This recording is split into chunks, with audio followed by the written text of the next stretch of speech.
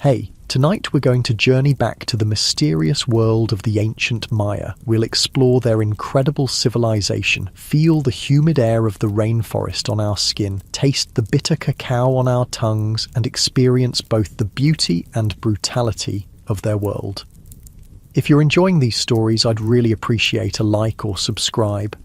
I'm curious where you're listening from, so drop a comment with your location and what time it is there. Now, find a cozy spot, take a slow, deep breath, and let your body sink into comfort as we journey back in time together. Congratulations, you've just woken up in the Maya world of the 8th century. The air is thick with moisture, wrapping around your skin like a warm, damp blanket. Your eyes adjust to the soft golden light filtering through the jungle canopy. You're lying on a simple reed mat in a small, one-room limestone house. The packed earth floor feels cool against your bare feet as you sit up and notice the intricate patterns woven into the mat beneath you. Your back is slightly stiff from sleeping on such a firm surface, but there's something refreshing about the simplicity of it. A small copal incense burner smoulders in the corner, releasing a sweet, earthy aroma that mingles with the scent of fresh corn tortillas cooking on a clay comel. Your stomach rumbles. You haven't eaten since yesterday, and the smell of food makes you realize just how hungry you are. You stretch your arms above your head, feeling your muscles loosen and relax. As you exhale, you notice the simple space around you. The walls are made of limestone, plastered with smooth white stucco. Colourful fabrics hang from wooden pegs, vibrant reds and blues dyed from natural plants and insects. A small altar sits in one corner with jade carvings and clay figures. Everything has its place in this modest home. Outside, you hear the village awakening. Children's laughter ripples through the air. The rhythmic pat-pat-pat of women's hands shaping corn dough into tortillas creates a soothing background rhythm. Someone nearby is chopping wood. Thunk, thunk, thunk, the sound resonating through the ground and up into your body. You rise from your mat and step toward the doorway, pushing aside the fabric that serves as a door. The morning light momentarily blinds you. As your vision clears, you see that you're in a small Maya farming village, nestled in the lowlands of what will someday be called the Yucatan Peninsula. Simple, thatched roof houses dot the landscape, each surrounded by small garden plots. In the distance, beyond the milpa fields where corn, beans and squash grow together, you can see the white limestone pyramids of a ceremonial centre rising above the jungle canopy. Good news, you've arrived at the height of Maya civilization when art, architecture, mathematics and astronomy have reached their peaks. The calendar systems are incredibly precise, and the Maya have mastered farming techniques that allow their civilization to thrive despite challenging conditions.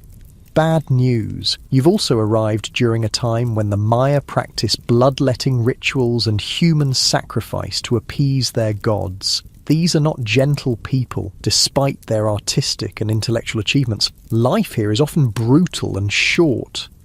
A small, brown-skinned woman with almond-shaped eyes approaches you. Her hair is woven into intricate braids adorned with colourful threads. She wears a simple huipil, a loose white cotton tunic decorated with embroidered patterns, and a long skirt wrapped around her waist. Around her neck hangs a pendant carved from jade, the sacred stone of the Maya. She smiles, revealing teeth filed to points and inlaid with jade, a sign of beauty among the Maya elite. "You've slept late," she says, in a language you somehow understand. "The sun has already begun its journey across the sky. Come, you must eat before starting your work in the fields." You follow her back into the house, where she hands you a gourd filled with atole, a warm, sweet corn gruel flavoured with honey and chili. The liquid coats your tongue and warms your stomach. As you drink, she prepares a simple meal of corn tortillas, black beans, and avocado. The tortillas are warm and fragrant, nothing like the store-bought version you're used to. These are thick and slightly uneven, with charred spots from the comol. The taste is earthy and complex, the corn having been nixtamalized, soaked in limestone water to release its nutrients before being ground on a matete, a curved stone grinding surface.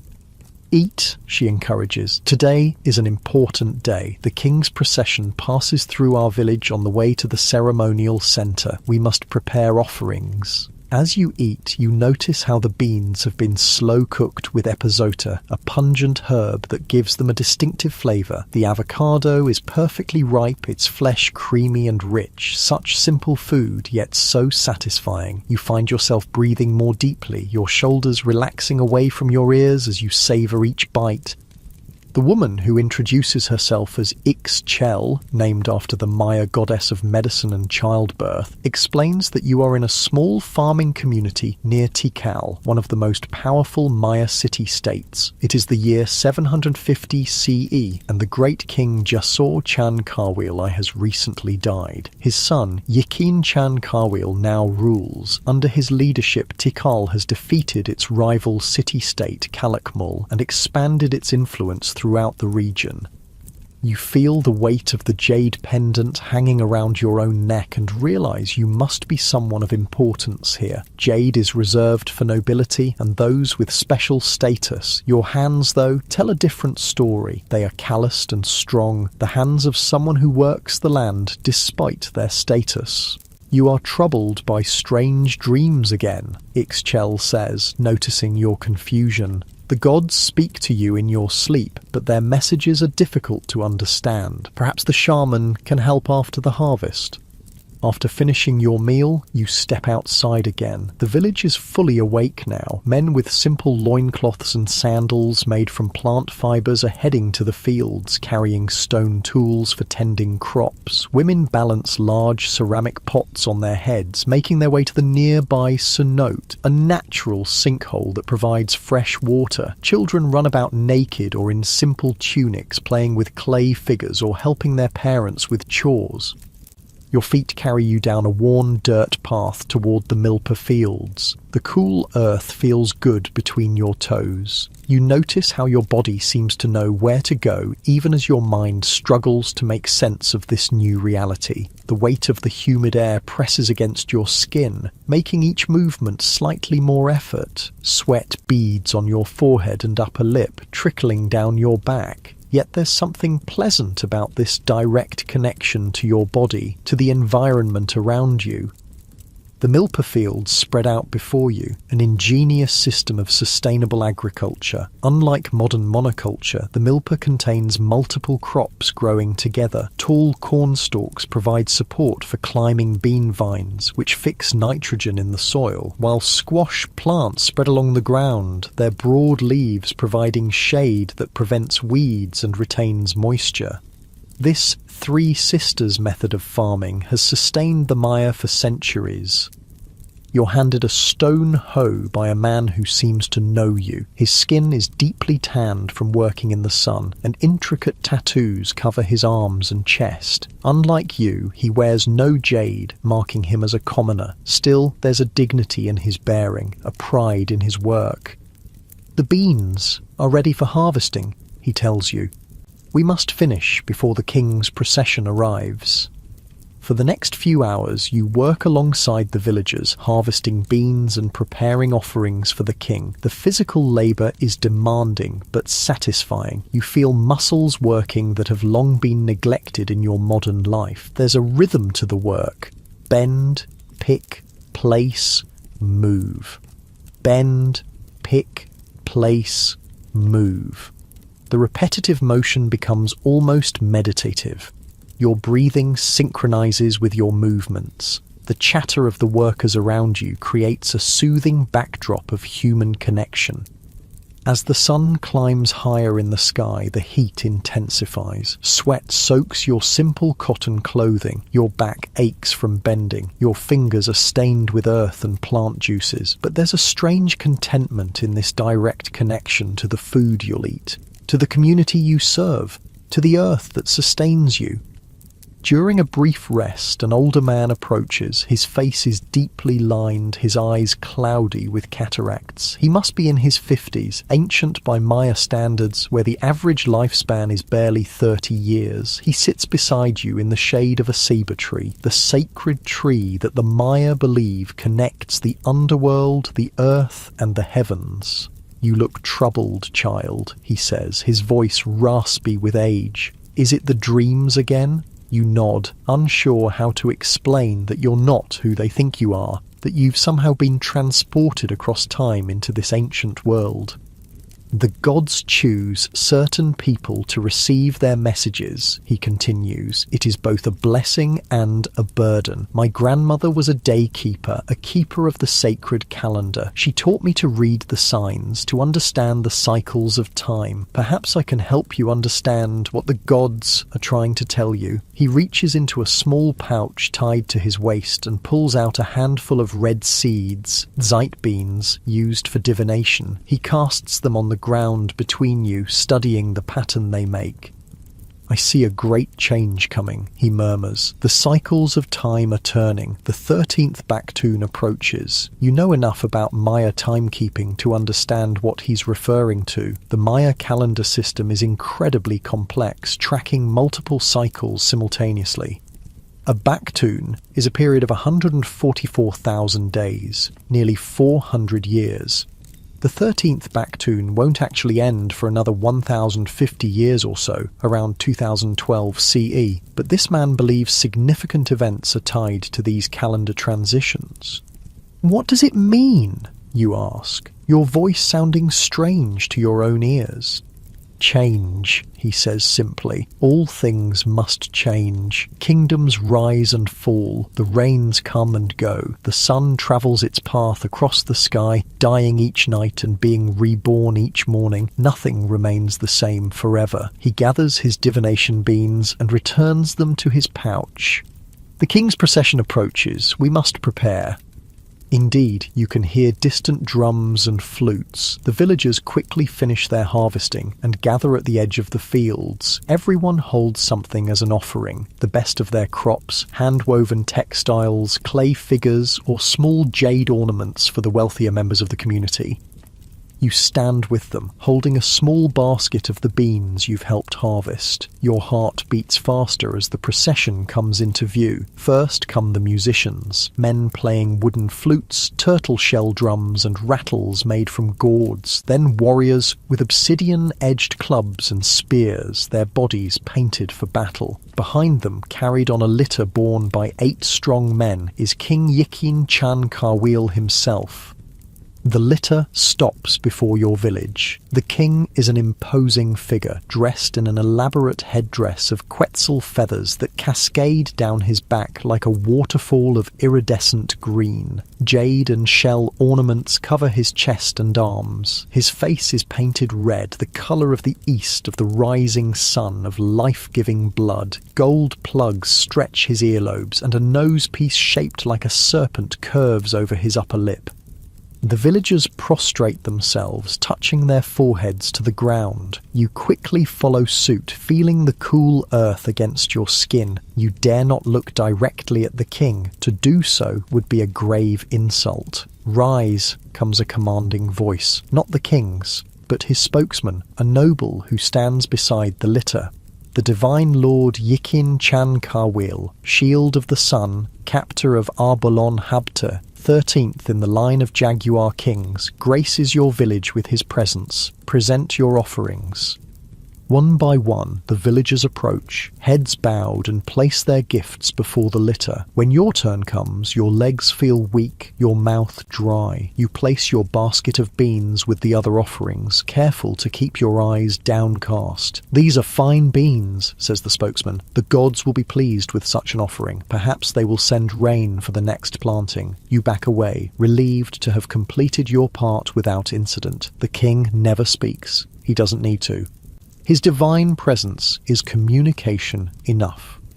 After all offerings are presented, the procession continues toward the ceremonial center. The villagers watch until it disappears from view, then begin discussing the event in excited tones. "Did you see his headdress? The quetzal feathers must have come from the highlands. His jade necklace was larger than any I've ever seen. They say he captured 3 kings in battle and sacrificed them himself at the Temple of the Jaguar." The conversations swirl around you as everyone returns to their tasks. The encounter with royalty has energized the village, giving them a story they'll retell for months to come. As the afternoon wears on, the heat becomes even more intense. The air is so thick with humidity that it feels like breathing through a wet cloth. You help with the final harvesting, your movements becoming slower as fatigue sets in. The older man who read the sight beans works nearby, moving with the deliberate pace of someone conserving energy. "Tonight there will be a feast," he tells you, "to celebrate the king's procession and to thank the gods for the harvest. There will be dancing and balshe." Balshe, you remember, is a mildly intoxicating drink made from fermented honey and the bark of the balshe tree. The Maya believe it helps them communicate with the gods. As the sun begins its descent toward the western horizon, the workers return to the village. Women are already preparing food for the feast, grinding more corn for tortillas, cooking beans and squash, preparing venison and turkey in underground pits lined with hot stones. You help where you can, your body moving on instinct while your mind tries to make sense of this immersive experience. The physical fatigue from a day of manual labor settles into your muscles, your eyelids feel heavy, your limbs pleasantly exhausted.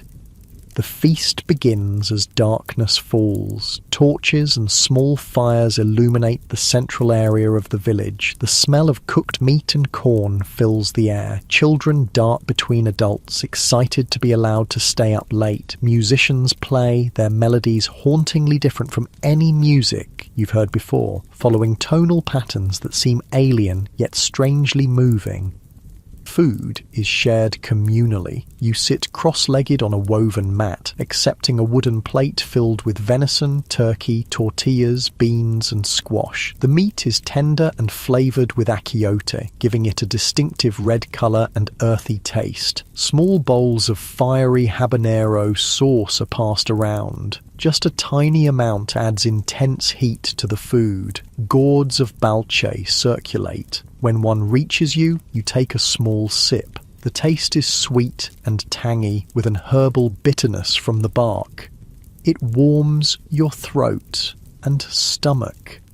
Just this small amount creates a pleasant, floating sensation.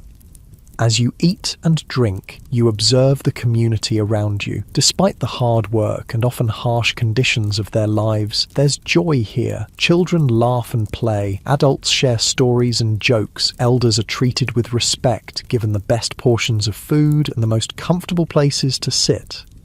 After the meal, dancers perform in the center of the gathering. Men wearing elaborate masks depicting animals and gods move in complex patterns. Women in huipils embroidered with symbols of fertility and abundance sway in graceful counterpoint. The music intensifies, the drums faster, the flutes higher. The older man who read the sight beans sits beside you again. "Do you understand what they're dancing?" he asks. You shake your head.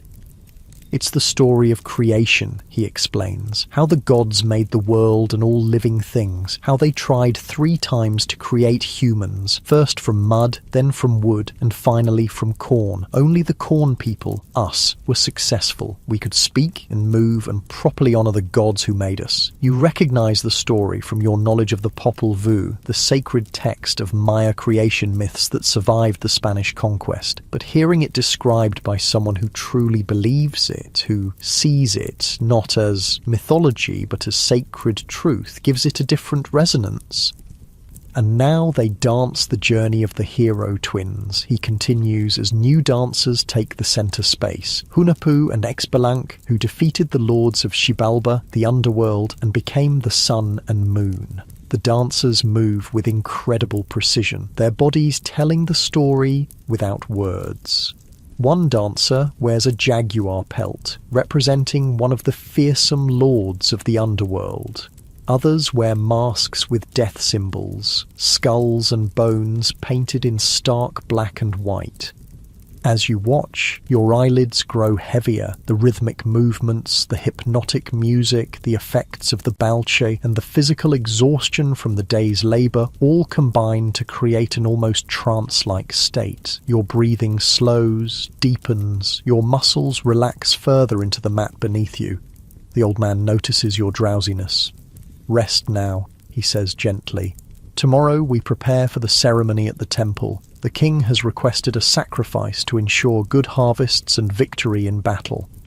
This jolts you momentarily more alert. Sacrifice? Will it be an animal or a human? You want to ask, but your tongue feels heavy, your thoughts clouded with fatigue. "Sleep," the old man says, helping you to your feet. "The gods will speak to you in dreams again, perhaps with more clarity this time." He leads you back to the small limestone house where you awoke this morning. Ixchel is there, preparing the sleeping area. She helps you lie down on the reed mat, placing a small bundle of cloth under your head as a pillow. The copal incense burns again, its sweet smoke creating spiralling patterns in the dim light. "Rest well," she says, her voice already seeming to come from far away as sleep begins to claim you. Tomorrow brings new challenges, new blessings. As you drift towards sleep, your awareness of this ancient Maya world begins to blur around the edges. The sounds of the continuing celebration outside fade. The feel of the reed mat beneath you softens. The last thing you notice before sleep takes you completely is the weight of the jade pendant against your chest, cool and solid, anchoring you to this time and place that isn't your own. Your breathing deepens, your muscles relax completely, your consciousness begins to float, untethered. Perhaps in dreams the gods will indeed speak to you, helping you understand why you've been brought to this ancient world and what you're meant to learn here. And as you slip into dreams, a question forms in your mind. Will you wake tomorrow still in the world of the ancient Maya, or will your consciousness return to your own time? Only the gods know for certain. For now, you surrender to sleep, to the rhythm of your own breathing, to the distant sounds of flutes and drums celebrating the eternal dance of life, death, and rebirth that lies at the heart of Maya belief. The night wraps around you like a warm embrace, holding you securely as your mind drifts further into darkness. Sleep comes, deep and complete, and in that sleep perhaps answers await. You wake to the sound of a conch shell trumpet echoing across the village. The haunting, resonant tone vibrates through the walls of your small limestone house, pulling you from the depths of sleep. For a moment, you're disoriented, expecting to see your familiar bedroom. Instead, the same packed earth floor and thatched roof of yesterday greet your opening eyes. You're still here, still in the ancient Maya world. Dawn light filters through the doorway, painting the interior walls with a soft golden glow. Your body feels different. Muscles sore from yesterday's fieldwork, skin sticky from the humidity. The reed mat beneath you has left faint impressions on your arms and legs. You run your fingers over these temporary marks, marvelling at how present you feel in this physical form. Ixchel is already up, kneeling by the hearth fire where she's preparing the morning meal. The 3 stones of the hearth form a triangle, representing the 3 stones the gods placed to create the world. According to Maya belief, the smoke rises through a small opening in the roof, creating shifting patterns against the morning light. "You slept deeply," she says, not looking up from the corn dough she's patting into tortillas. No cries or strange words in the night. Perhaps the gods have finished speaking to you for now? You sit up slowly, each movement deliberate as your stiff muscles adjust. The jade pendant still hangs around your neck, cool against your skin despite the growing warmth of the day. Outside, the village is coming alive, the rhythmic sound of corn being ground on stone metates, chickens clucking, children calling to one another. Today we go to the ceremonial centre, Ixchel continues. The king has called for special offerings. It is a great honour for our village to participate. She hands you a gourd of water. It's slightly warm and tastes faintly of minerals from the cenote where it was collected. You drink deeply, feeling the liquid spread through your body, bringing relief to your parched throat. The morning meal is similar to yesterday's. Corn tortillas, this time served with a paste made from squash seeds and chili. The flavours are intense, nutty, spicy, complex. You eat slowly, savouring each bite, noticing how different this is from the rushed breakfasts of your modern life. Here, food is sacred, grown with care, prepared with intention, eaten with gratitude. As you eat, children peer curiously through the doorway. Their small brown bodies are naked or clothed in simple tunics. Their black hair, cut straight across the forehead in the Maya style, frames wide eyes that study you with unabashed interest. When you smile at them, they giggle and duck away, only to return moments later for another look. After the meal, Ixchel helps you prepare for the journey to the ceremonial centre. She brings a clean huipil, more elaborately embroidered than the one you wore yesterday. This one features geometric patterns in vibrant blue and red, with symbols you recognise as glyphs for water and maize. She also brings a small pot of red ochre, which she uses to paint simple designs on your cheeks, marks of status and belonging. The walk is long, she explains as she works. We must pass through the forest and cross the river before reaching the sacred city. The old ones and children will ride in litters, but you and I will walk. Outside, the village is busy with preparations. People carry baskets of food, rolls of woven fabric, and clay figures to present as offerings. Some wear their finest clothing, adorned with whatever small luxuries they possess. A feather here, a shell necklace there. Everyone brings something, no matter how humble. The old man who read the sight beans for you yesterday approaches. Today he wears a headdress of simple cotton cloth wrapped around his head, marking him as someone of special status, perhaps a minor priest or shaman. Ah, the dreamer awakens, he says, his cloudy eyes somehow finding yours despite his partial blindness. Did the gods visit you in the night? You shake your head. I don't remember any dreams. He nods thoughtfully. Sometimes silence is an answer too. The gods speak in many ways, through dreams, through the patterns of thrown seeds, through the flight of birds. We must learn to listen with more than our ears. He introduces himself properly now. Kienich, named after the sun god. He tells you he serves as the village's daykeeper, tracking the sacred calendar and advising on auspicious days for planting, harvesting, and ceremonies. Today is a good day for offerings, he says. 7 Manik in the Tzolkin count, a day of balance, when the veil between our world and the world of the gods grows thin. Come, walk with me. I will tell you of the city we are about to visit. The village forms a procession, with the youngest, children and eldest members riding in simple litters carried by strong young men. Everyone else walks, carrying their offerings. You and Kainich fall into step somewhere in the middle, your feet finding a comfortable rhythm on the well-worn path. As you walk, Kienich explains that the ceremonial centre you're visiting is one of several cities under Tikal's control. The Maya world isn't a unified empire, but rather a collection of city-states, sometimes allies, sometimes bitter enemies. Wars are frequent, with captured rulers often sacrificed in elaborate public ceremonies. The city we visit today is called Uakshaktun, he says. It was once a rival to Tikal, but now serves our great king. Its temples are aligned with the stars, marking the solstices and equinoxes. The priests there are wise in the ways of time and the heavens. The path takes you through dense jungle. Massive sabre trees tower overhead, their trunks buttressed with flaring roots that create natural alcoves where small offerings of copal incense and food have been placed. Brightly coloured birds call from the canopy. toucans with their enormous bills, scarlet macaws flashing like flames through the green leaves. Howler monkeys roar in the distance, their calls carrying for miles through the humid air.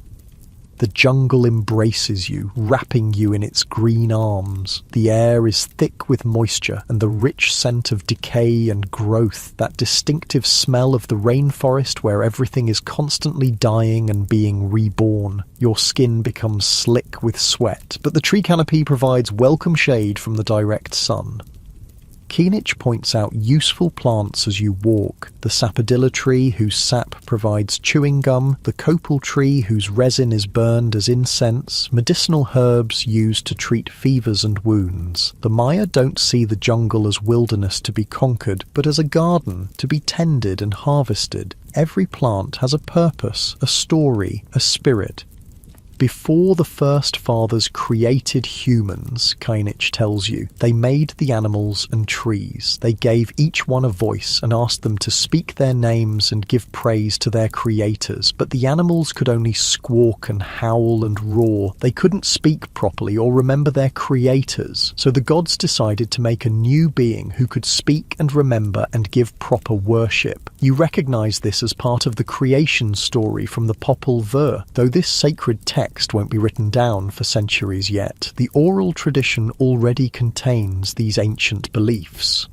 After about an hour of walking, the path opens onto the bank of a river, broad and slow-moving, its surface reflecting the brilliant blue sky above. Simple wooden canoes wait to ferry the villagers across. You help load the offerings and then climb carefully into one of the dugouts, finding your balance as it rocks beneath you. The canoe glides silently across the water, propelled by a young man with a long wooden pole. Fish dart beneath the surface, quick flashes of silver against the river's sandy bottom. Water lilies float in the shallows, their white flowers open to the morning sun. A caiman watches from the opposite bank, only its eyes and the ridge of its back visible above the water. Once across, the procession reforms and continues through more jungle. The terrain begins to rise gently. Through breaks in the trees, you catch glimpses of stone structures ahead, the white limestone dazzling in the sunlight. Your heart beats faster with anticipation. Finally, the trees thin, and you step out onto a cleared plaza paved with white stone. The sight before you takes your breath away. Pyramids rise against the sky, their stepped sides climbing toward heaven. Temples crown their summits, their roof combs elaborately carved with images of gods and rulers. Long buildings flank the plaza, palaces for the nobility and priests. Stelae, tall stone monuments carved with images and hieroglyphs, stand at regular intervals recording the deeds of kings and important celestial events. The ceremonial centre is alive with activity. Hundreds of people from surrounding villages have gathered, bringing offerings similar to your own. Priests in elaborate costumes direct the proceedings, their headdresses of quetzal feathers and jaguar pelts marking their high status.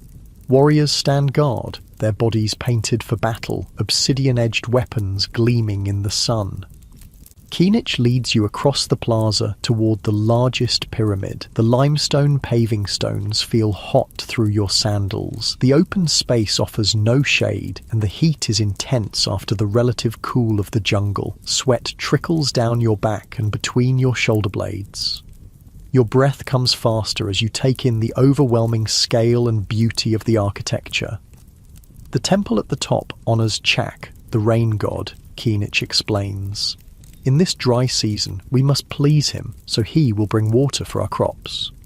At the base of the pyramid, people leave their offerings on large stone altars. You watch as Ixchel carefully places the woven textile she carried all this way, smoothing it with reverent hands. Others leave food, incense, jade beads, or figurines of the gods. Nothing is too humble to be offered. Even a perfect flower or unusual stone might please the deities.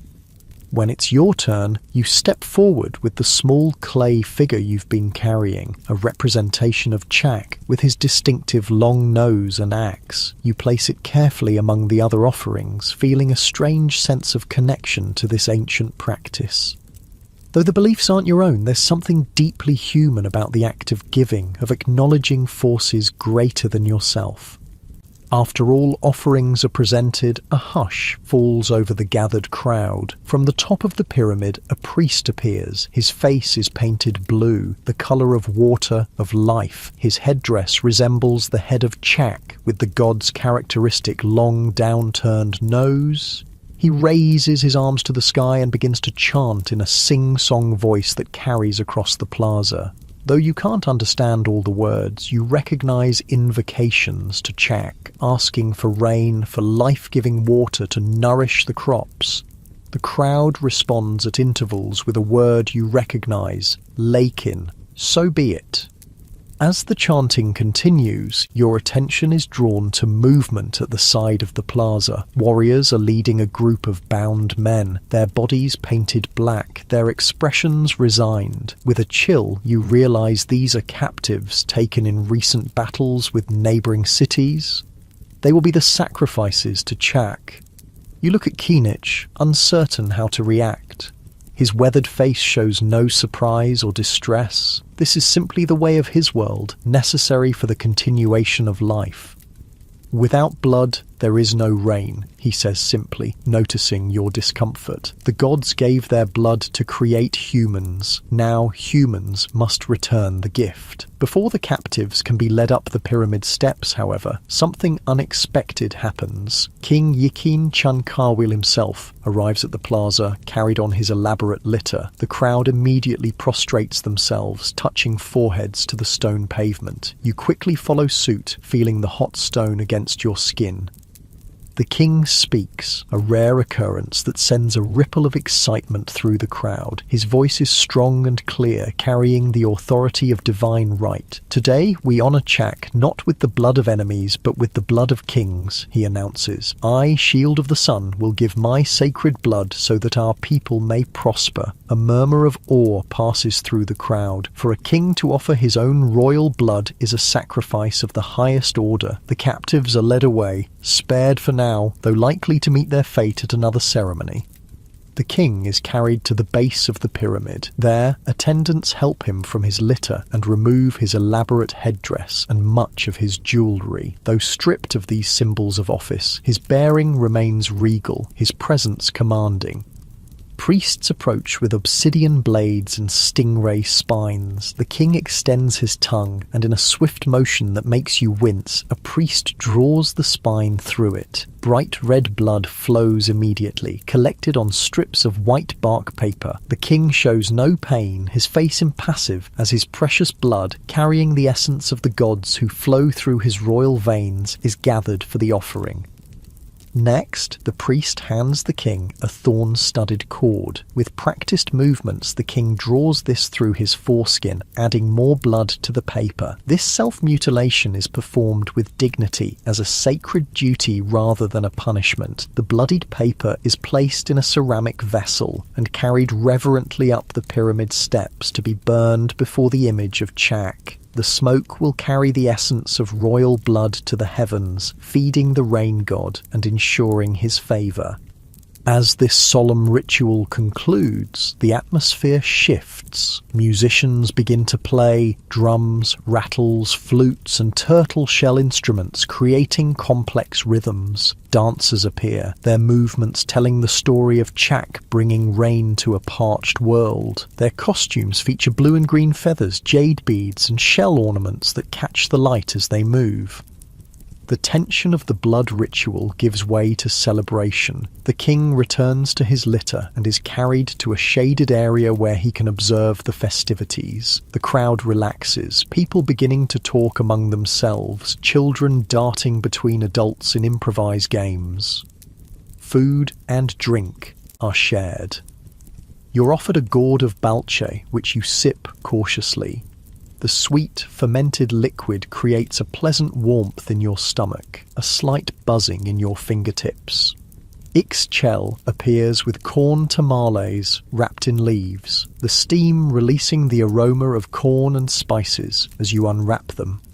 As you eat and watch the dancers, Kinich introduces you to people from other villages, farmers like yourself, but also specialized craftspeople, a potter whose black ceramic vessels are sought after throughout the region, a weaver whose intricate textiles incorporate complex symbols representing the cosmos, a jade carver who transforms the precious stone into representations of the gods. From these conversations, you begin to understand the complexity of Maya society. This isn't a simple agricultural community, but a sophisticated civilization with specialized labor, long-distance trade networks, and complex political alliances. The farmers in your village depend on these craftspeople for tools and luxury items, while the craftspeople depend on farmers for food. Everyone depends on the king and priests to maintain proper relations with the gods, ensuring cosmic balance and earthly prosperity. The celebration continues throughout the afternoon. You find yourself drawn to the stelae, the carved stone monuments that record royal history and astronomical events. Though you can't read the hieroglyphs that cover their surfaces, you recognize images of rulers standing over defeated enemies, elaborate dates marking celestial alignments, and representations of the gods receiving offerings. Kinich notices your interest. These stones tell the story of our kings, he explains, how they rose to power, their great victories, their connections to the gods. They also mark the passage of time, the movement of stars, the completion of calendar cycles. He points to one stela featuring a particularly elaborate carving of a king in full regalia. This records the end of the last Katun, a period of 20 tons or about 20 of your solar years. At such completions, new fire is drilled, old ceramic vessels are broken, and the king performs special rituals to ensure the successful transition to the new cycle. Time, you realize, is understood differently here. For the Maya, it isn't a straight line moving eternally forward, but a series of embedded cycles, days within months, within years, within larger periods, all turning like interlocking gears. The past isn't dead, but continues to influence the present, just as present actions shape the future. Gods who created the world in mythic time are still present, still requiring acknowledgement and offerings. As the sun begins its descent toward the western horizon, the crowd thins. Many have long journeys back to their villages and must leave before darkness falls. Your own group gathers near the edge of the plaza, preparing for the return walk. But before you depart, Kinich leads you to one final structure, not a towering pyramid, but a low building with multiple doorways. Inside, you're surprised to find what appears to be a school. Young men, sons of nobles and priests, sit cross-legged on mats, practicing writing on bark paper. Their teachers, older men with the bearing of scholars, correct their work and demonstrate proper technique. Here the sons of noble houses learn the sacred knowledge, Kinich explains, how to read and write the glyphs, how to calculate calendar dates, how to track the movements of stars and planets. This knowledge is power. It connects us to the gods and ancestors. You watch as a young scribe carefully forms hieroglyphs with a brush made from animal hair. The symbols are both artistic and precise, some representing whole words, others syllables that can be combined to write any sound in the Maya language. The system is incredibly sophisticated, capable of recording not just factual information, but poetry, religious concepts, and historical narratives. Few are chosen for this honor, Kinich continues. Most will never learn these skills, but those who do become the keepers of our history, the calculators of time, the predictors of eclipses and planetary movements. As you watch the young scribes at work, you're struck by the contrast between this intellectual pursuit and the blood ritual you witnessed earlier. The Maya world contains both profound mathematical understanding alongside religious practices that seem brutal by modern standards. This civilization cannot be easily categorized as primitive or advanced. It is both and neither, following its own internal logic. The journey back to your village is quieter than the morning's procession. People are tired from the day's events, the long walks, the emotional intensity of the ceremonies. The jungle seems different in the late afternoon light. Shadows longer, bird calls fewer, the air cooling slightly as evening approaches. Your own body feels heavy with fatigue. Your feet ache from walking on stone and dirt paths. Your mind is full of the day's experiences, the blood ritual, the dancers, the scribes practicing their art. You try to make sense of this world that is both familiar and utterly foreign. Crossing the river again as sunset approaches, you watch fish jumping for insects, skimming the water's surface. Each circular ripple spreads outward, intersecting with others to create complex patterns, like time in the Maya worldview. Cycles within cycles, patterns emerging from the intersection of different periods. By the time you reach your village, twilight has descended. Cooking fires glow orange against the deepening blue of evening. The smell of corn and beans welcomes you home. Children run to greet the returning procession, eager to hear about the ceremonies and celebrations. In your small limestone house, Ixchel lights the copal incense and prepares a simple evening meal. The physical and emotional exertion of the day has left you profoundly tired. Your limbs feel heavy, your eyelids struggling to stay open. After eating just enough to satisfy your hunger, you sink onto your reed mat, your body seeming to melt into its surface. Kinich visits briefly, bringing a small jade bead, a token from the ceremonial center. Place this under your tongue as you sleep, he instructs. It may help the gods speak more clearly in your dreams. The smooth stone feels cool under your tongue. Around you, the village settles into night rhythms, soft conversations, a distant flute playing a melancholy tune, the constant background chorus of insects and frogs from the surrounding jungle. Through the doorway, you can see stars appearing in the darkening sky, the same stars the Maya priests study so carefully, tracking their movements across the seasons. Your awareness begins to drift, your thoughts becoming less coherent as sleep approaches. The events of the day replay in fragments, the king's blood dripping onto white paper, dancers swirling in feathered costumes, young scribes forming precise glyphs with careful brushstrokes. Behind these images lies a question. Why are you here, in this time and place so far from your own? Is there something you're meant to learn, something you're meant to witness?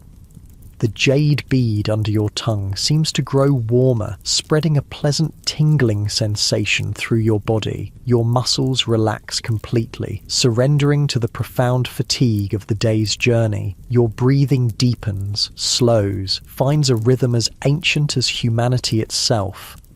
As consciousness slips away, you have the strange sensation of floating above your sleeping body, seeing yourself lying on the reed mat in the simple Maya house. But then your perspective shifts again, expanding outward, seeing the village, the ceremonial center, the entire Maya world spread below you like a living map. And beyond that, you sense the turning of time itself, the great cycles the Maya track so carefully, wheels within wheels marking the passage of days, years, centuries.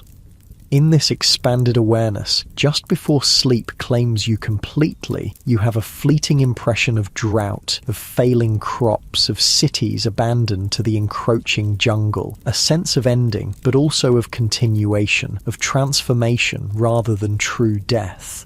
Then even this fades, as you sink into the deep healing embrace of sleep.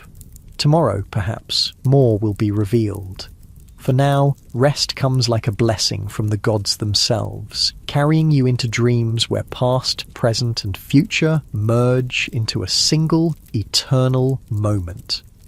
You awaken to a different sensation this time, pain. Your head throbs with each heartbeat, your mouth feels dry as sun-baked clay, and your stomach churns uneasily. Opening your eyes requires effort, the morning light stabbing through your skull like obsidian blades.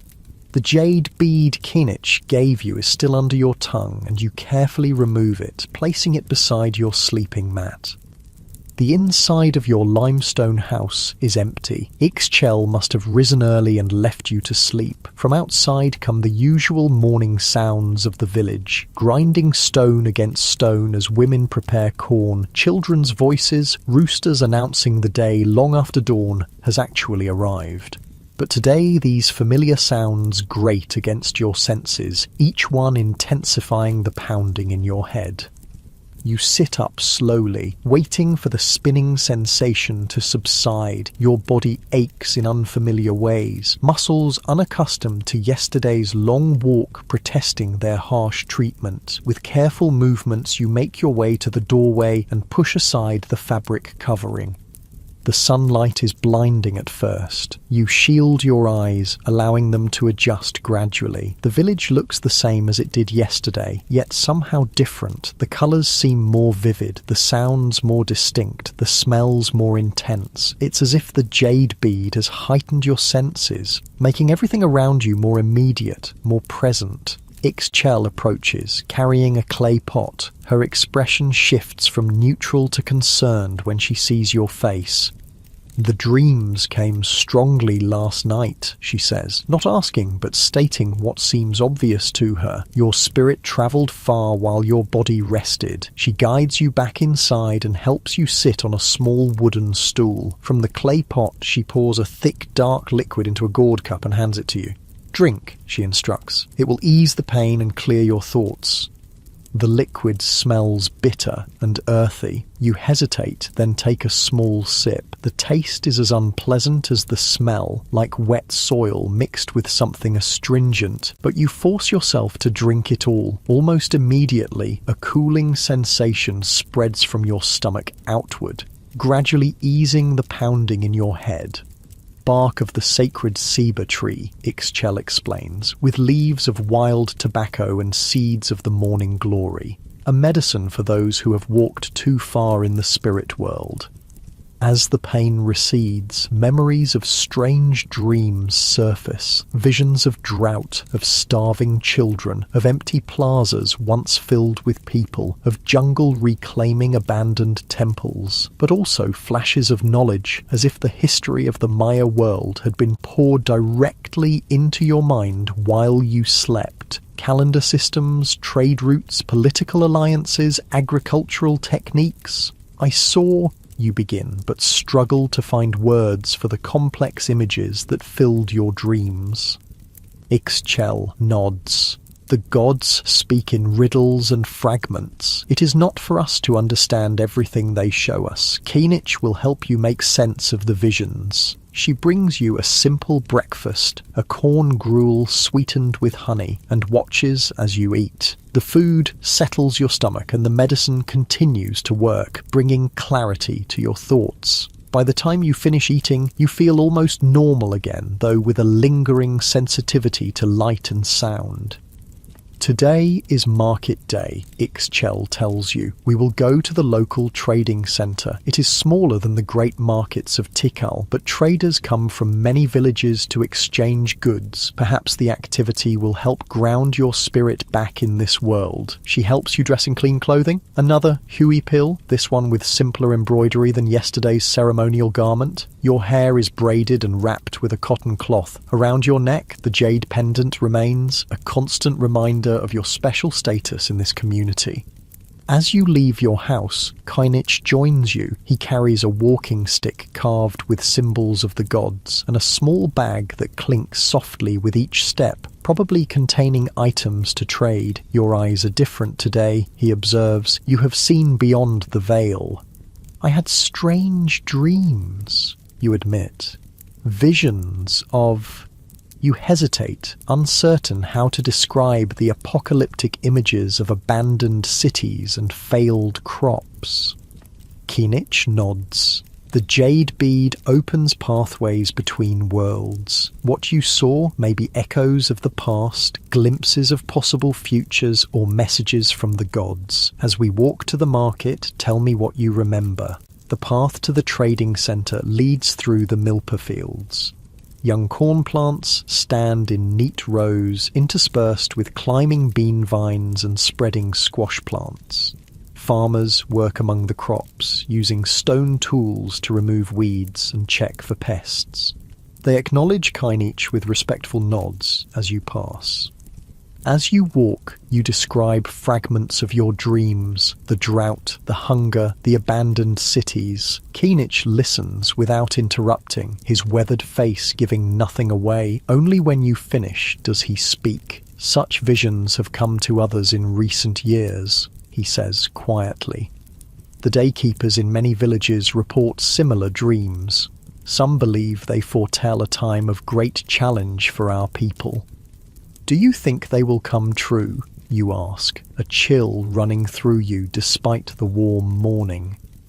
Kinich gestures to the fields around you. Look at these milpas. For generations we have planted and harvested here. Our ancestors taught us to work with the cycles of rain and drought, to allow fields to rest and recover, to plant diverse crops that support each other. But as our numbers grow, we must clear more land, plant more intensively, harvest more frequently. The balance shifts. He pauses, watching a flock of brilliant green parrots fly overhead. The gods gave us this world in perfect balance. If that balance is disturbed, consequences follow. This is the law of creation. His words settle heavily between you as you continue walking. After passing through the cultivated fields, the path enters a section of secondary forest. Younger trees and denser undergrowth indicating this area was once cleared but has been allowed to regrow. Even here, though, you notice the forest is not truly wild. Useful trees have been encouraged. Ramon with its nutritious nuts, sapodilla with its valuable sap, cacao with its precious beans. The Maya don't just farm fields, they farm the forest itself. After about an hour's walk, sounds of human activity reach you. Voices calling, children laughing, the rhythmic sound of stone against stone. The path widens, joining others to form a small road leading to the trading centre. Unlike the ceremonial centre you visited yesterday, this place has no grand pyramids or elaborate temples. Instead, it's a large plaza, surrounded by simple wooden structures with thatched roofs, permanent stalls for regular traders. In the centre of the plaza, temporary stands and mats display goods from more occasional visitors. The ground is packed dirt rather than paved stone, and there are no carved stelae recording royal histories. This is a place of commerce, not ceremony. Yet the energy here is infectious. Hundreds of people move through the market. Farmers with surplus crops, craftspeople with their wares, traders who travel between distant cities exchanging luxury goods. The air is filled with the smells of cooking food, fresh fruits, and curing hides. Colours abound. The vibrant reds and yellows of tropical fruits, the rich browns and blacks of ceramic vessels, the whites and creams of cotton textiles, the glint of jade and obsidian catching the sunlight. Ixchel leads you to a section where women sell textiles. She greets the other weavers warmly, displaying the cloths she's brought to trade. Her work is admired, the tight weave, the even dyeing, the precise patterns. After much animated discussion and good-natured haggling, she trades 2 of her textiles for several measures of salt, some dried fish, and a small pot of red dye made from cochineal insects. Kinich, meanwhile, has moved to an area where medicinal herbs and ritual items are sold. You follow, fascinated by the variety, bundles of dried plants, seeds and nuts in woven containers, resins and incense, carved wooden implements for spiritual practices. Kinich trades some items from his bag, small jade beads similar to the one he gave you, for rare herbs that apparently don't grow in your local area. As you wander the market, you're struck by the variety of goods available. Despite having no draft animals or wheeled vehicles, the Maya have created extensive trade networks. Here in this modest regional market, you find obsidian blades from the highlands of Guatemala, their edges sharper than any metal, salt from the coastal regions, essential for preserving food and maintaining health, cacao beans from specialized growing regions, used both as currency and to make the elite's favored drink. Jade in various forms, raw, polished, carved, its green color symbolizing water, life, and royal power. Exotic feathers from tropical birds used in ceremonial costumes and high-status clothing. Pottery from specialized production centers, some functional, some purely decorative. Honey collected from both wild and cultivated bees used as a sweetener and in fermented drinks. Copal resin for incense, rubber for the balls used in the ceremonial ball game, medicinal herbs from diverse ecological zones. All this moves through the Maya world without horses, donkeys, or oxen, carried on human backs, transported in canoes along rivers, passed from community to community through regional markets like this one. In one corner of the plaza, you notice a group of men engaged in what appears to be a more formalized exchange. They consult painted bark paper books, make calculations using cacao beans as counters, and engage in intense negotiations. Kinich explains these are professional merchants, poshteka, who coordinate long-distance trade between major cities. They belong to a specialized class with their own patron deities and ritual practices. Some travel as far as Teotihuacan in the central Mexican highlands, hundreds of miles away. In the great cities, Kinich tells you, the markets are many times this size. There you might find turquoise from the northern deserts, gold from the southern mountains, shells from both oceans, and exotic goods from lands so distant that even the Pochteka rarely visit them. Near the center of the plaza, food vendors have set up cooking stations. The smell of roasting meat, simmering beans, and fresh tortillas makes your stomach growl despite the large breakfast. Ixchel uses some of her newly acquired salt to purchase a meal for the three of you. Turkey, meat, seasoned with achiote and local herbs, served with tortillas and a fiery habanero sauce. You find a shady spot at the edge of the plaza to eat. The market activity continues around you, a living organism of human interaction, the lifeblood of the Maya economy flowing through this regional center just as it flows through larger cities and smaller villages, connecting the entire civilization. As you eat, you notice a group of individuals who stand out from the farmers and crafters. Their elaborate jade jewelry, intricately patterned clothing, and confident bearing mark them as nobility from one of the larger cities. Warriors accompany them, not actively threatening anyone but clearly present as protection. Common people give them space, lowering their eyes as the nobles pass. One of the nobles, a young man wearing a jaguar skin draped over his shoulders, stops near your group. He studies you with open curiosity, his gaze lingering on the jade pendant around your neck. Without addressing you directly, he speaks to Kinich. "Your village has been blessed with a visitor from afar," he says, his dialect slightly different from the Maya spoken in your community. "The gods must favor you." Kinich rises and bows his head respectfully. "We are honored by their attention, Lord, as we are honored by yours." The young noble smiles, revealing jade inlays in his front teeth, a painful cosmetic modification that only the elite can afford. "I am Balamkuk, son of the governor of Uakshaktun. My father serves the divine lord of Tikal. Our cities have enjoyed peace and prosperity under his rule. May it continue for many Katuns to come," Kinich responds. Balamkuk glances at you again. The visitor has unusual features. From which city do they come? Before Kinich can answer, another noble calls to Balamkuk from across the plaza. With a final curious look, the young lord moves on, rejoining his companions. "Be cautious around the nobility," Kinich murmurs once Balamkuk is out of earshot. "Their world is filled with intrigue and power struggles. What seems like casual interest may have deeper purpose." Who was he really, you ask?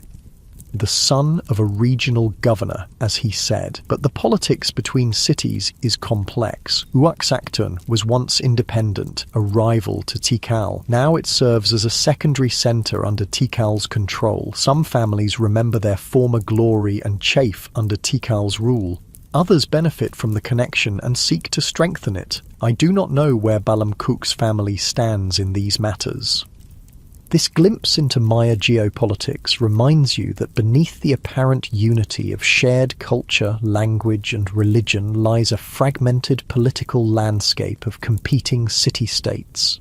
The stability of the system depends on the dominance of powerful centres like Tikal, enforced through both military might and strategic alliances. If that dominance were to falter, your thoughts return to the troubling visions from your dreams. Abandoned cities, failed crops. Could political instability contribute to such a collapse? The pieces begin to fit together in your mind, forming a picture of a civilization facing multiple interconnected challenges.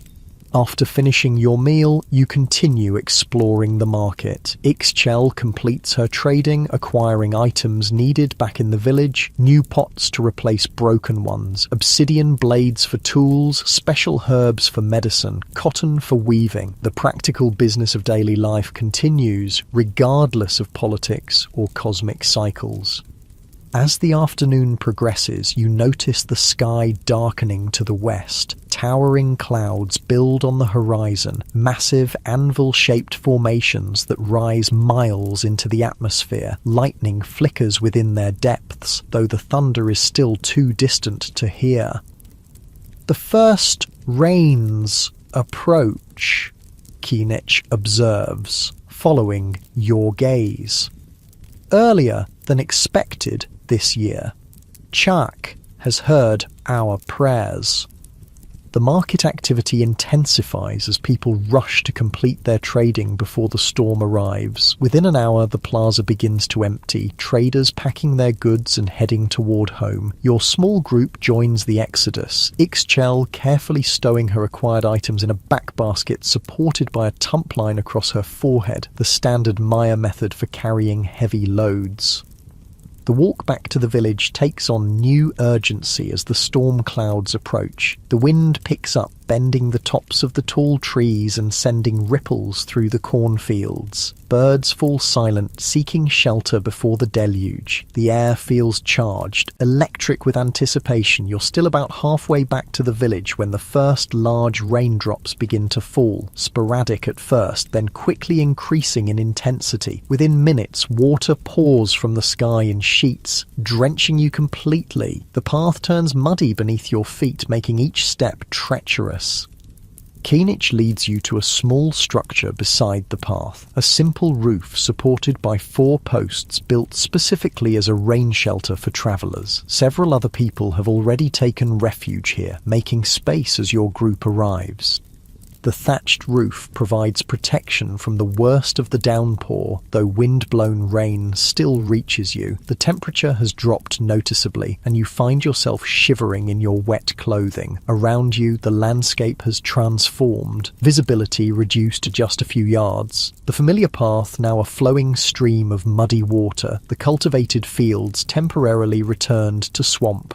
The first rain of the season is always the strongest, an old woman sharing the shelter tells you. Chak announces his return with thunder and lightning to remind us of his power. Indeed, lightning flashes regularly now, followed by crashes of thunder so loud you feel them in your chest. Despite the discomfort of being wet and cold, there's something exhilarating about the storm's raw energy. This is what sustains life in the Maya world. The water that nourishes crops, fills cenotes, and allows civilization to flourish in what would otherwise be an inhospitable jungle. For nearly an hour, you wait as the storm rages. Conversation is difficult over the sound of rain hammering the roof, so you pass the time in silent contemplation. Your mind returns to the market, to the complex web of trade and social connections that binds the Maya world together. You think of Balamkuk and the political tensions beneath the surface of Maya society, and you remember your troubling dreams of drought and abandonment, a future that seems impossible to reconcile with the overwhelming abundance of water currently pouring from the sky. Finally, the downpour eases to a steady rain. Keinich decides it's time to continue homeward. The path is now muddy and slick, requiring careful attention to each step. Water drips from leaves and branches, occasionally finding its way down the back of your neck. Your sandaled feet are caked with mud, each step making a satisfying squelching sound.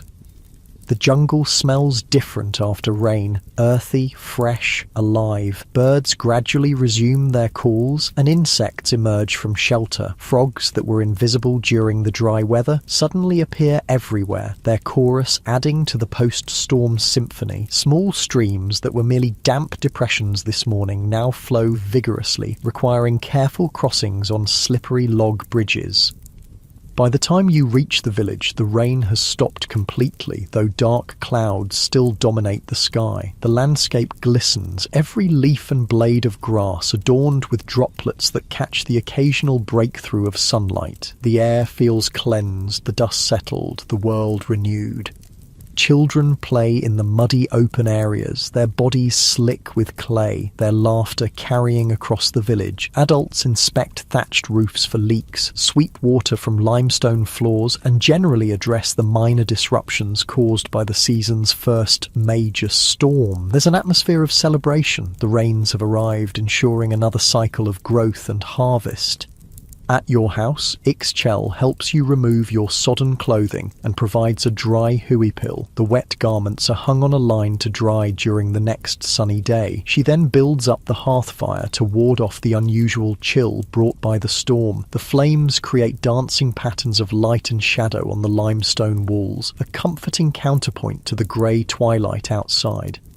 A simple dinner is prepared, leftover beans reheated with fresh herbs, tortillas warmed on the comal, and some of the dried fish acquired at the market reconstituted in a spicy broth. The hot food restores warmth to your body, and the familiar flavours bring comfort after the long, eventful day. As night falls, Keinich visits again. He brings a small clay pot of balche and 3 gourd cups. To celebrate the return of the rains, he explains, pouring the fermented honey drink and passing cups to you and Ixchel.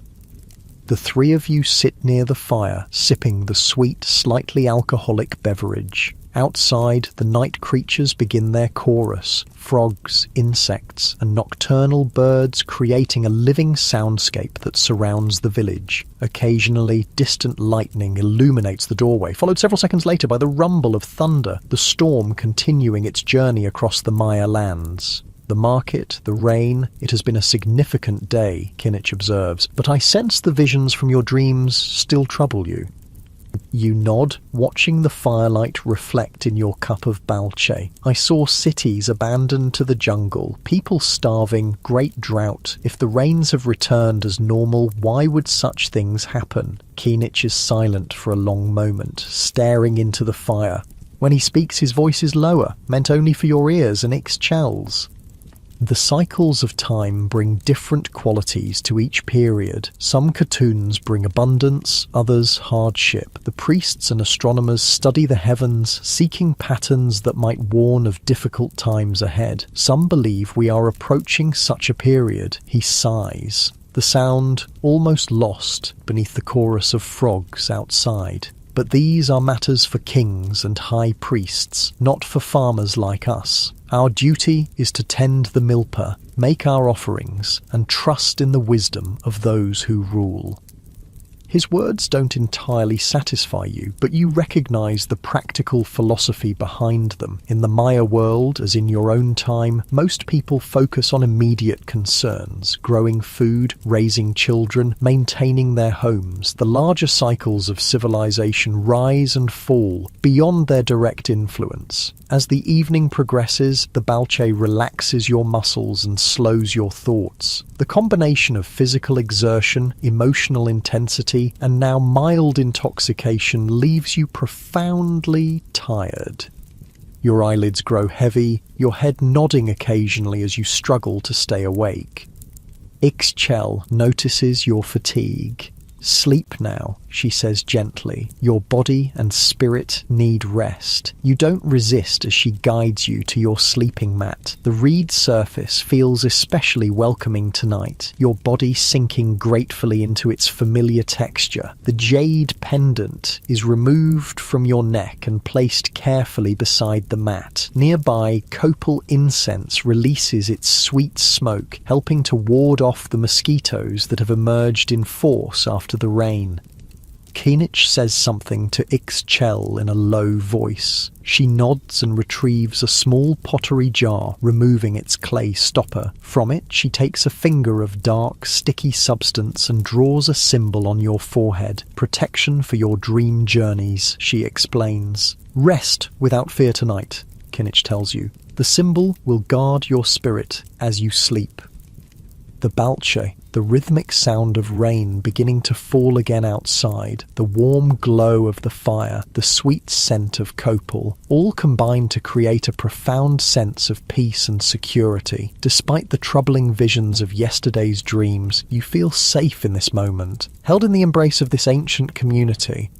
Your awareness begins to drift, your thoughts becoming less coherent. The voices of Keenich and Ixchel fade as they continue their quiet conversation near the fire. The world narrows to the sensations of your body, the comfortable weight of the cotton blanket, the slight roughness of the reed mat against your skin, the gentle rise and fall of your chest with each breath. As sleep approaches, you have a fleeting thought. Perhaps tomorrow will bring more answers, more pieces of the puzzle that is the Maya world. Perhaps you'll understand why you've been brought here, what you're meant to learn, or perhaps you'll simply continue to experience this civilization as it was lived day by day, in the fields and forests, markets and temples, the ordinary and the sacred interwoven in every aspect of life. The thought dissolves as consciousness fades. Sleep claims you completely, drawing you down into its dark, healing depths. Your breathing deepens, your body fully relaxes, and your mind surrenders to the mystery of dreams.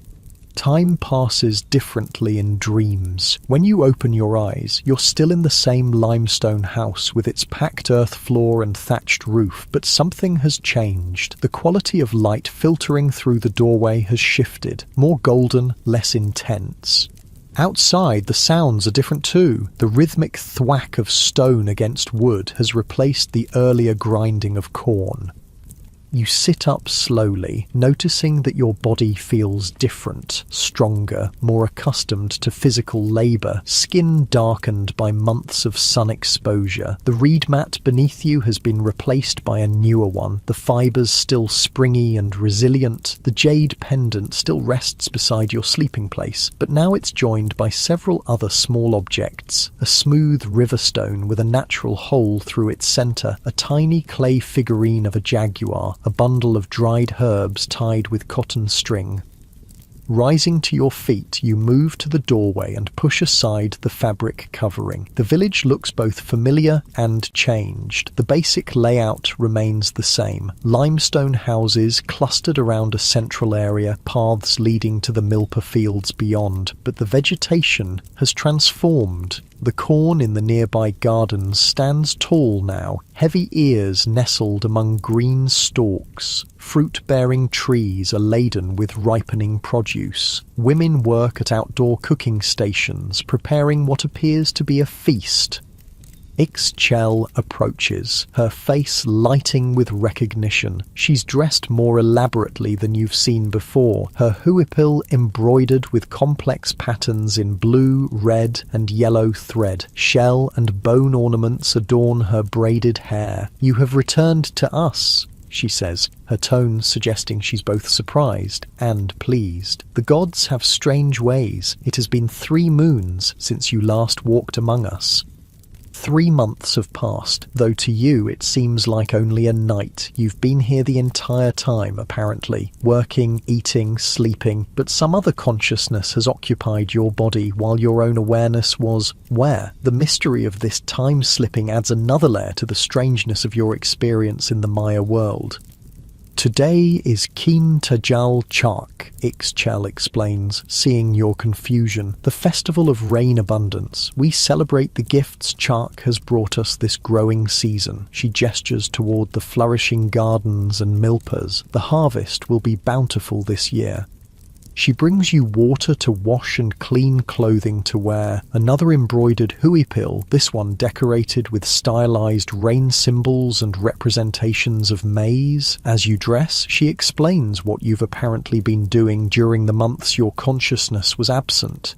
Helping with the planting after the first rains, participating in community work projects, learning more about Maya agricultural techniques. You've become a valued member of the community, she tells you, respected for your willingness to work and learn. And outside, the village is busy with festival preparations. Men return from the forest carrying bundles of firewood and freshly killed game, turkeys, peccaries, wild pigs, and even a small deer. Women prepare mesa dough for tamales, grind cacao beans for ceremonial drinks, and weave fresh palm fronds into decorations. Children carry water from the cenote, feed cooking fires, and play games in between chores. Kinich finds you near the central cooking area. He looks much the same, though perhaps his white hair is a bit longer, his face slightly more lined. He carries his divination pouch and a staff carved with symbols of authority. Has his status changed in the months you've been away? The dreamer returns, he says with a knowing smile. Just in time for the celebration. The gods have their reasons, though they rarely share them with us. As you help with festival preparations, Kinich fills you in on what has transpired during your absence. The rainy season has been generous, with steady precipitation ensuring good crop growth without the destructive flooding that sometimes occurs. The king visited the region again, bringing news of victories against a rival city-state to the south. Several babies have been born in the village, and 2 elders have passed to the underworld, the normal cycle of life continuing.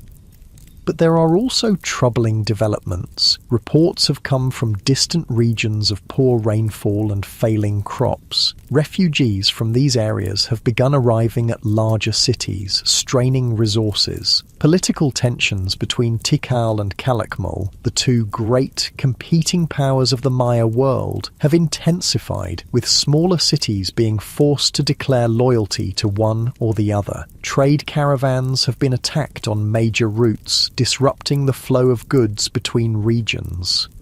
Or some say these are signs of changing times, Kinich tells you as you work together constructing a simple altar from branches and flowers. The priests at Tikal consult the ancient books, seeking guidance from past cycles. The astronomers watch the night sky for omens. Before you can ask more questions, drumming begins at the edge of the village. The festival is officially starting. Everyone gathers in the central area, where a space has been cleared for dancing. Musicians take their places, drummers with turtle shell and wooden drums, players of reed flutes, rattlers with gourd instruments filled with seeds or pebbles. The complex polyrhythms they create seem to bypass your conscious mind and speak directly to your body, making it almost impossible to stand still. The village shaman appears, his face painted blue like Chak, wearing a headdress of feathers and carrying a staff topped with a carved serpent head. He leads a procession of elders and respected community members, including Kinich, in a circular dance around the central space. The movements are slow and deliberate, each gesture laden with meaning, telling the story of Chak bringing rain to a parched world. After this formal opening, the celebration becomes more energetic. Young men perform a dance that mimics the planting of corn, their movements vigorous and precisely coordinated. Women follow with a harvest dance, their steps lighter, arms weaving patterns that represent the growth of crops. Children dart between the adult dancers, representing the wind that carries rain clouds. Food and drink circulate freely. You're given a gourd of a special festival beverage, chocolate mixed with honey, chili, and vanilla, frothed to create a thick foam on top. The taste is unlike any chocolate you've had before, intensely bitter yet with complex sweetness. The chili adding a warmth that spreads through your chest. This is a luxury drink, normally reserved for nobility and special occasions. As the day progresses, the celebration grows more elaborate. A group of visitors arrives from a neighbouring village, bringing additional musicians and dancers. They perform a ritual ball game, not the full version played in formal courts, but a simplified version using a small rubber ball. Still, you can see elements of the cosmic symbolism, the ball representing the sun, the players enacting the eternal struggle between forces of the upper and lower worlds. Between dances and performances, you notice people speaking in hushed tones, sharing news and rumours from distant places. The same concerns Kinich mentioned seem to be on everyone's minds. Drought in some regions, political tensions, disrupted trade. Yet the abundance surrounding you makes these problems seem distant, theoretical rather than immediate threats. As afternoon transitions to evening, the nature of the celebration shifts. Torches and fires illuminate the central space. The music becomes more hypnotic, the dancing more intense. Children are sent to bed while adults continue the festivities. More balche circulates, loosening inhibitions and intensifying the experience. A special dance begins, men wearing jaguar pelts and deer antlers representing the animal spirits of the forest. They move with uncanny accuracy, capturing the stalking movement of the jaguar, the nervous alertness of the deer. The boundary between human and animal seems to blur in the firelight, the dancers becoming the spirits they portray. The shaman reappears, this time accompanied by assistants carrying bundles of copal incense. The sweet smoke fills the air as he moves through the crowd, stopping to speak quietly with certain individuals. When he reaches you, his painted face is solemn. "You walk between worlds," he says, his voice barely audible above the drums. "The gods have shown you what was and what may be. Tonight they may show you why." He presses something into your hand, a small mushroom with a reddish cap. "When the moon reaches its highest point," he instructs, "consume this sacred food of the gods, then go to the saber tree at the edge of the village and wait. They will find you there." Before you can ask questions, he moves on, continuing his circuit of the celebration. You look down at the mushroom in your palm, likely a psychedelic variety used in Maya shamanic practices. The idea of consuming it makes you nervous, yet you sense this may be a crucial part of understanding why you've been brought to this time and place. You tuck the mushroom into a small pouch at your waist and continue participating in the celebration. The food, music, and dancing provide welcome distraction from the decision that awaits you. You notice Ixchel watching you from time to time, her expression unreadable. Does she know what the shaman gave you? Is she concerned, or is this a normal part of Maya spiritual practice? As night deepens, you find yourself drawn to the edge of the celebration. The full moon has risen, casting silver light across the village and surrounding forest. The ancient saber tree stands silhouetted against the star-filled sky, its massive trunk and spreading branches connecting the underworld, the earth, and the heavens in Maya cosmology. With a deep breath, you take the mushroom from your pouch and consume it, the flavour earthy and slightly bitter. Then you make your way to the saber tree, finding a place to sit among its massive roots. The sounds of the celebration continue behind you, but seem increasingly distant as you focus on the tree, the moonlight, the star patterns overhead. Time passes. At first, nothing seems to change. Then gradually, subtly, your perception begins to shift. The moonlight appears more intense, the shadows deeper, the stars pulse gently, like living beings rather than distant suns. The bark of the saber tree seems to flow and ripple, patterns emerging and dissolving like water. The boundaries between you and the world around you begin to blur.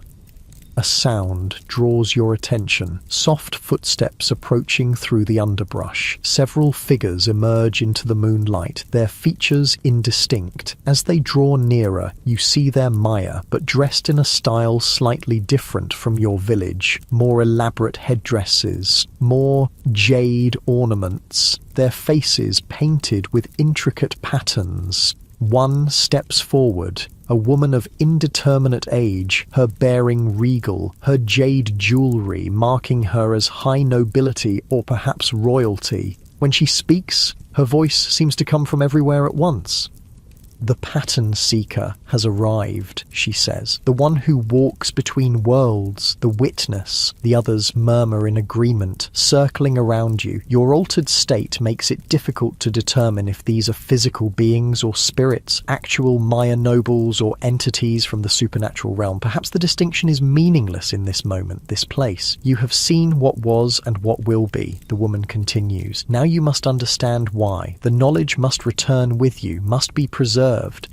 "I don't understand," you manage to say, your voice sounding strange to your own ears. "Why have I been brought here?" Instead of answering directly, the woman gestures and the scene around you changes. The saber tree remains, but the village is gone. In its place, you see a vast Maya city, pyramids rising above the jungle canopy, plazas paved with limestone, temples and palaces decorated with elaborate carvings and brilliant paint. People fill the streets and public spaces, nobles in jaguar pelts and quetzal feathers, warriors with obsidian-edged weapons, merchants with exotic goods, farmers bringing produce to market, children playing ball games in smaller courts. "Behold Tikal at the height of its power," the woman says. 200,000 people living in harmony with the gods and each other. The scene shifts again. The same city, but changed. Buildings showing signs of neglect. Fewer people in the plazas, fields looking parched and struggling. The brilliance has dimmed, the energy diminished. "The balance begins to fail," one of the other figures says, a man wearing the headdress of a high priest. Too many people, too little rain, the soil exhausted by constant planting, the forest cut back farther each year. Another shift. Now the city looks abandoned, vegetation reclaiming the plazas, roofs collapsed, the once vibrant paint faded and peeling. A few people remain, living among the ruins, but the great civilization is clearly gone. The lords fought among themselves, a warrior figure explains. Each city trying to control more resources as they became scarcer, old alliances broken, trade routes disrupted, knowledge lost as scribes and priests fled or were killed. Could nothing have prevented this, you ask? Your heart heavy with the weight of witnessing a civilization's end? The noble woman steps closer, her eyes reflecting the moonlight. The signs were there, the warnings clear to those who could read them, but the lords were consumed by their rivalries, the priests by their calendrical prophecies. The common people followed their leaders, trusting in their divine connection to the gods. By the time the truth could no longer be denied, it was too late, the priest adds. The system was too fragile, too dependent on perfect balance. When multiple pressures came together, drought, soil depletion, political conflict, disrupted trade, the center could not hold. "Why show me this?" you ask. "I can't change what happened to your civilization." The woman's expression softens. "No, but you can bear witness. You can take this knowledge back to your world. The patterns repeat. Civilizations rise and fall for similar reasons. Perhaps your people will recognize the signs earlier, adapt more quickly, avoid our fate." You begin to understand. You're not here by accident, but as an observer, a carrier of knowledge across time. These beings, whether actual Maya spirits or manifestations of your own consciousness interacting with historical information, are using you as a bridge between worlds. The mushroom's effects intensify. The figures around you seem to glow within a light. The saber tree pulses like a living heart. The stars wheel overhead, marking the passage of time in great sweeping arcs. You feel simultaneously tiny and vast, a momentary consciousness and an eternal awareness. The noble woman places her hands on either side of your face. Her touch feels cool, almost insubstantial. "Remember," she whispers. "Remember all you have seen, all you have felt, all you have learned. Carry it back with you when you return." "When will that be?" you ask, suddenly afraid that you might be trapped in this ancient time forever. "Soon," she says, her form beginning to fade. The cycle completes, the pattern closes. You have seen what you needed to see. The figures recede, blending with the shadows under the ceiba tree, until you can no longer distinguish them from the darkness. The intensified perceptions begin to gradually normalize, the stars becoming fixed points again, the tree bark solid rather than flowing, the boundaries of your body distinct once more.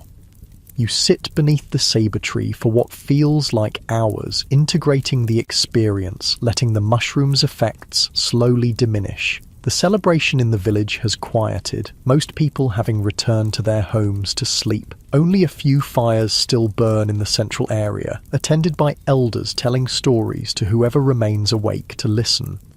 Eventually, you rise on slightly unsteady legs and make your way back toward your house. The village is peaceful in the moonlight, the simple limestone buildings glowing white against the dark vegetation. Chickens roost in small coops, dogs curl sleeping in doorways. Smoke rises lazily from banked cooking fires.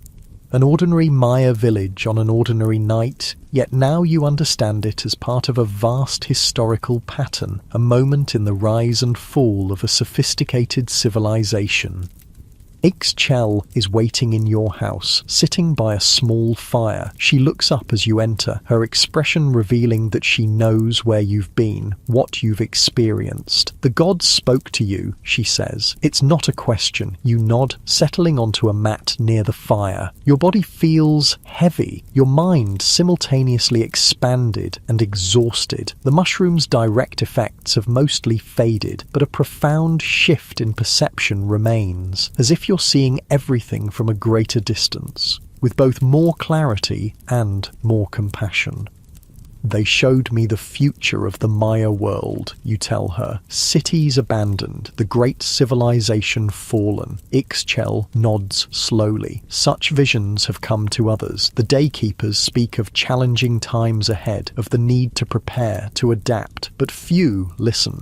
Life continues, as it always has, planting and harvesting, celebrating and mourning, living according to the rhythms set by our ancestors. Can nothing change what's coming, you ask?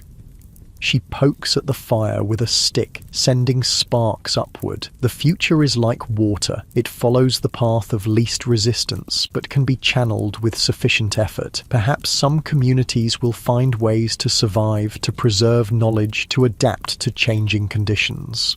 Others will cling to old ways until it's too late. This is the pattern of all civilizations, is it not?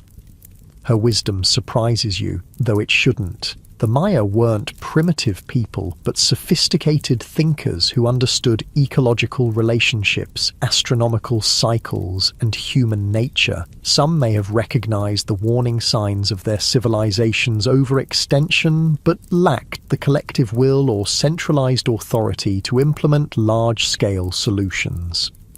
You sit in contemplative silence with Ixchel as the fire burns lower. Your body grows increasingly heavy, the combination of the festival's exertions, the mushroom's effects, and the emotional weight of your vision leaving you profoundly tired. Your eyelids droop, your breathing slows. Ixchel helps you to your sleeping mat, placing a light cotton blanket over you despite the warm night. "Rest now," she says softly. "Your spirit has travelled far tonight. Sleep will help you integrate what you've learned." As you sink into the mat, feeling the familiar texture of woven reeds against your skin, a thought surfaces from the depths of your consciousness. Is this your last night in the ancient Maya world? Has the purpose of your mysterious journey been fulfilled? Will you wake tomorrow in your own time or continue to experience life among these people who lived and died centuries before your birth? The The questions dissolve as sleep approaches. Your muscles relax completely, surrendering to exhaustion. Your breathing deepens, finds its natural rhythm. The sounds of the night forest, insects, frogs, distant howler monkeys create a living lullaby that carries you toward unconsciousness. Your last aware thought is of the ceiba tree, its roots reaching into the underworld, its trunk anchored in the world of humans, its branches stretching toward the realm of gods and ancestors, connecting all levels of existence just as you now connect past and present, their civilization and your own. In this connection perhaps lies wisdom that transcends the rise and fall of particular human societies. Sleep claims you fully, drawing you down into profound stillness. Your body becomes heavy, immobile. Your mind quiets, thoughts slowing until they cease altogether. Only the gentle rise and fall of your chest marks the continuing journey of your consciousness, through time, through worlds, through the eternal patterns of existence. You awaken to the sound of rain, not the violent downpour of a storm, but the gentle, persistent patter of steady rainfall on the thatched roof above. The light filtering through the doorway is soft and diffuse, suggesting early morning beneath overcast skies. For a moment, you lie perfectly still, trying to determine where and when you are. The familiar weight of the jade pendant rests against your chest, the earthy scent of the packed dirt floor, dampened slightly by the humid air, fills your nostrils. The texture of the reed mat beneath you has left temporary impressions on your skin. You're still here, still in the ancient Maya world, at least for now. Sitting up slowly, you notice you're alone in the limestone house. Ixchel must have risen earlier and left you to sleep. Your body feels different again. Neither the initial unfamiliarity of your first awakening nor the sun-strengthened form after the 3-month time jump. Instead, there's a peculiar lightness, as if you're somehow less substantial, less firmly anchored in this time and place. You rise and move to the doorway, pushing aside the fabric covering. Outside, the village is quiet, the rain having driven most people indoors. A few children splash in puddles, their brown bodies glistening with moisture, their laughter carrying across the open area between houses. Women hurry between buildings with baskets protected from the rain by large leaves held overhead. In the distance, beyond the milpa fields, mist clings to the jungle canopy, softening the landscape into watercolour washes of green and grey. Keenich appears, making his way carefully along the muddy path to your house. He wears a simple rain cape made from palm leaves woven together, the water streaming off it in small rivulets. His feet are bare, caked with mud to the ankles. When he reaches your doorway, he removes the cape and shakes it out before entering. "You have slept long," he says, settling on a small wooden stool near the banked cooking fire. "The sun has been up for hours, though you cannot see it through the clouds." "I had powerful dreams," you tell him, remembering the visionary experience beneath the ceiba tree, unsure how much was mushroom-induced and how much was genuine contact with something beyond ordinary consciousness. Keenich nods. The sacred mushroom opens doorways between worlds. What seems like dreams may be more real than our waking life. He studies your face carefully. Something has changed. Your spirit sits differently in your body now, lighter, more ready for flight. His perception confirms your own sense of decreasing solidity in this world. Are you beginning to return to your own time? The thought brings mixed emotions, eagerness to return to the familiar, sadness at leaving these people who have become friends, anxiety about carrying the knowledge you've gained back to a world that might not understand or value it. "The rain will continue all day," Keenich says, changing the subject. "A good day for stories and indoor work. Come, Ixchel has prepared a meal at my house. My grandchildren wish to hear tales of the ancient ones, of the hero twins and the creation of the world. Perhaps you would join us?"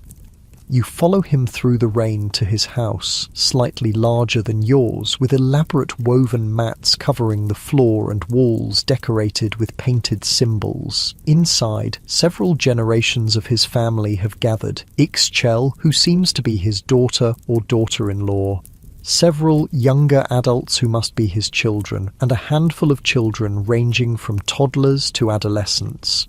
All look up with interest as you enter. A meal is spread on a large woven mat in the center. Corn tamales, a stew of beans and chilies, sliced papaya, and other tropical fruits. The family makes space for you in their circle, and Ixchel hands you a gourd plate filled with food. The atmosphere is warm and intimate, a family sheltering from the rain, sharing sustenance and stories.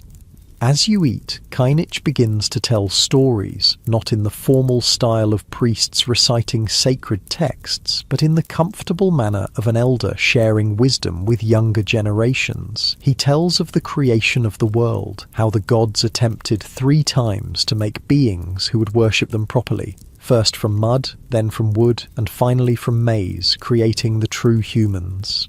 He describes the adventures of the hero twins, Hunapu and Exbalank, who descended to the underworld, defeated the lords of death through cleverness and courage, and became the sun and moon. The children listen with rapt attention, though they've clearly heard these stories before. They interrupt occasionally with questions or to request favourite parts. The adults listen too, their faces reflecting the comfort of familiar narratives that connect them to their ancestors and explain their place in the cosmos. You realise these oral traditions are how the Maya preserve and transmit their cultural knowledge. Even though they have a sophisticated writing system, most people are not literate. Stories told around cooking fires during rain delays in agricultural work as part of ceremonies and celebrations. These are the primary vehicles of cultural continuity for ordinary Maya. After the meal and stories, the day settles into quiet indoor activities. Women weave or sew by the doorway where light is strongest. Men carve wood or repair tools. Children play quiet games with clay figurines or practice useful skills like weaving simple baskets. The steady rhythm of rain on the thatched roof creates a soothing backdrop to these domestic activities. You help where you can, but mostly observe, aware that your time here may be limited. You notice details you might have missed before, how the Maya waste almost nothing, finding uses for every part of the plants and animals they harvest, how they teach children through patient example rather than formal instruction, how they move through their world with an awareness of its spiritual dimensions, pausing to acknowledge the divine in ordinary moments. As afternoon fades toward evening, the rain finally stops. Sunlight breaks through the clouds briefly before sunset, turning the wet landscape golden. People emerge from their houses, stretching and breathing deeply of the rain-cleansed air. Children immediately resume splashing in puddles. Women gather to collect fresh rainwater from large vessels placed to catch the runoff from thatched roofs. Men assess any damage from the day-long downpour, repairing minor issues with paths or drainage channels. Kainich invites you to walk with him to the edge of the village. The path is muddy, every step creating a satisfying squelch as your feet sink slightly into the soft earth. Water drips from leaves and branches overhead, occasionally landing with cool precision on your head or shoulders. The forest smells intensely alive. The rich aroma of damp soil, the green scent of vegetation, the subtle perfume of flowers coaxed open by the rain. You reach the ceiba tree where you had your visionary experience. In the last light of day, with water droplets clinging to its massive trunk and hanging from its branches like tiny crystals, it seems even more magnificent, a living axis connecting worlds, its roots reaching deep into the underworld, its crown extending toward the heavens. "You will leave us soon," Kainich says quietly, his statement surprising you with its directness. "Your spirit grows lighter with each passing hour. By morning I think you will have returned to your own world." How can you know this, you ask, though you sense the truth in his words? He smiles, the last sunlight catching the cloudy film over his eyes, making them seem to glow from within. I have walked with the gods in visions. I have seen the patterns of time and space. Your presence here has always been temporary, a visitor from another world, another time, brought here to witness, to learn, to understand. Why me, you ask? The question that has lingered since your first awakening in this ancient world. Kinich shrugs. Why does the rain fall on one milpa and not another? Why does one seed grow while another fails? The gods have their reasons, though they rarely share them with us. He pauses, considering. Perhaps you were chosen because you have the capacity to understand, to bridge worlds, to carry knowledge forward. You stand in silence for a moment, watching fireflies begin to emerge in the gathering dusk, their tiny lights blinking on and off among the vegetation. What should I take back with me, you ask finally? What knowledge is most important to preserve? Kinich leans on his walking stick, his weathered face thoughtful. Remember that we were not simple people. We understood mathematics, astronomy, architecture, agriculture, art and writing. We created beauty and knowledge that endured for thousands of years. His voice grows more solemn. But also remember our failures, how even with all our wisdom, we could not overcome the combined challenges of drought, soil depletion, overpopulation and political conflict. He reaches out to touch the massive trunk of the ceiba tree, his palm flat against the rough bark. Most importantly, remember that all things exist in cycles, seasons, human lives, civilizations. Growth is followed by decline, which is followed by renewal in new forms. Death is not an ending but a transformation. This is the deepest wisdom of our people. As darkness falls completely, you walk back to the village together. Cooking fires glow in doorways, creating pools of warm light in the gathering night. The sound of gentle conversation, occasional laughter, and soft singing creates a peaceful atmosphere. This is the Maya world at its most intimate, not the grand ceremonies or massive construction projects that usually define them in history books, but the quiet moments of community that formed the foundation of their society. A simple evening meal is shared, after which people begin preparing for sleep. The exertions of the previous day's festival, combined with the soporific effect of the day-long rain, have left everyone ready for early rest. You return to your house with Ixchel, who helps prepare your sleeping area, seemingly aware that this might be your last night among them. You have been a blessing to our household, she says, as she smooths the reed mat. The gods sent you for a purpose, though such purposes are not always clear to us who live beneath them. She brings a small clay cup filled with a liquid that smells of honey and herbs. Drink this, she instructs. It will help your spirit find its proper path home. The liquid tastes sweet with underlying bitter notes. Almost immediately, a pleasant warmth spreads through your body, relaxing your muscles and quieting your thoughts. Ixchel helps you lie down on the mat, placing the jade pendant carefully on your chest. Keep this with you, she says. Jade preserves life force. It will protect you during your journey. She sings softly as you lie there, a melody without words that somehow conveys both sadness and acceptance. The sound wraps around you like a comfortable blanket, easing any anxiety about the transition you sense approaching. Your eyelids grow heavy, your breathing slows, your awareness of the physical world begins to recede. As sleep approaches, your mind fills with images from your time among the Maya, working in the milpa fields under the tropical sun, sharing meals of corn, beans and chili, witnessing the blood ritual at the ceremonial center, exploring the vibrant marketplace, dancing during the rain festival, sitting beneath the saber tree as visions revealed the rise and fall of a great civilization. You've experienced the Maya world not as an abstract archaeological subject, but as a living reality, complex, sophisticated, deeply human. You've seen both its achievements and its vulnerabilities, its spiritual depth and its practical adaptations to a challenging environment. Most importantly, you've recognized patterns that transcend this particular civilization, that apply to all human societies, including your own. Your body grows increasingly heavy, seemingly melting into the reed mat beneath you. Ixchel's song becomes more distant, though whether she's moving away or your consciousness is shifting, you cannot tell. The soft glow of the copal incense burning in the corner creates dancing patterns of light and shadow on the limestone walls, patterns that begin to form images: pyramids, jaguars, maize plants, flowing water, the great cosmic tree connecting worlds. As your awareness balances on the threshold between waking and sleeping, you sense other presences in the small house, not physical beings but entities of some other nature, perhaps ancestors, perhaps gods, perhaps manifestations of your own deeper consciousness. They gather around you, not threatening but protective, forming a circle of witnessing as you prepare for your journey home.